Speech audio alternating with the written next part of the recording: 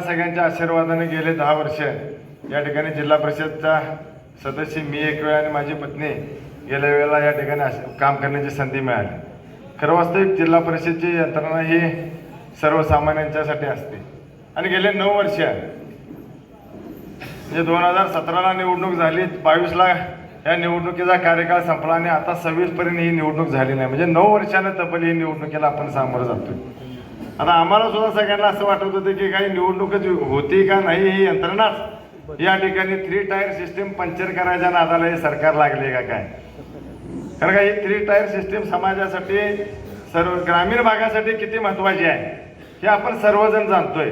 अगदी ग्रामपंचायत असेल, पंचायत समिती असेल, जिल्हा परिषद असेल, ही जी काही एक यंत्रणा या क्षेत्रामध्ये काम करते मग त्याच्या माध्यमातून अगदी गाव पातळीच्या ग्रामपंचायतपासून पंचायत समिती जिल्हा परिषदपर्यंत असणारी सगळी कामं मग ते विकासात्मक असतील, शैक्षणिक असतील, महिलांच्यासाठी असतील, शेतकऱ्यांच्यासाठी असतील, अशा अनेक कामं याच्या माध्यमातून केली जातात। पण गेल्या 4 वर्षामध्ये आपण बघितलं असेल म्हणजे आम्ही ज्यावेळी सदस्य म्हणून काम करायचो, एखादा सामान्य माणूस आला आम्हाला एखाद्या गल्लीमध्ये रस्ता करायचा आहे, गटर करायचे आहे किंवा त्याच्या पलीकडे जाऊनही शेतकऱ्यांच्या संदर्भातल्या अवजारांची योजना असेल, महिलांच्यासाठीची योजना असेल, ह्या अनेक योजना आपल्याला त्या ठिकाणी देता येत होत्या।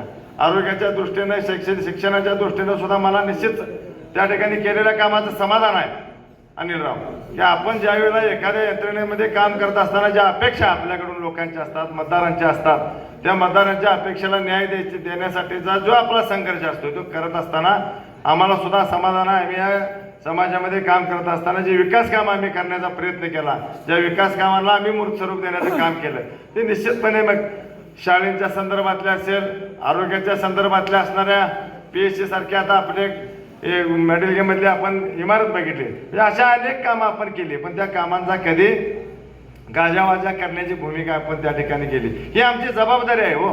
तुम्ही लोकांनी मतदान करून आम्हाला त्या ठिकाणी काम करायची संधी दिली, त्या कामात आम्ही त्या ठिकाणी करू शकलो, हे आमचं जबाबदार आहे। हे का आम्ही कोणावर उपकार म्हणून केलेलं नाही, हे आमचं कर्तव्य म्हणून आम्ही त्या ठिकाणी करण्याची भूमिका घेतलेली आहे। आणि येत्या काळामध्ये सुद्धा तुमच्या सगळ्यांच्या साथीने, तुमच्या सगळ्यांच्या आशीर्वादाने ज्या जिल्हा परिषदमध्ये निश्चितपणे आपल्याला काम करण्याची संधी मिळणार आहे, पंचायत समितीमध्ये निश्चितपणे आपल्याला काम करण्याची संधी मिळणार आहे, आपल्या विचाराची सत्ता त्या ठिकाणी येणार आहे। त्यामुळे येत्या काळामध्ये सुद्धा या विभागातली जी काही म्हणून कामं असतील त्या प्रत्येक कामाला न्याय देण्याची भूमिका आम्ही सर्वजण घेऊ एवढी खात्री या निमित्ताने देतो। बहुधा नैसर्गिक आघाडी आहे, कारखान्याच्या दृष्टीनं असेल, KDCच्या दृष्टीनं असेल, अगदी कालच्या झालेल्या विधानसभेच्या निवडणुकीमध्ये सुद्धा आम्ही सगळ्यांनी एकमेकाच्या खांद्याला खांदा लावून त्या ठिकाणी काम केलेलं आहे।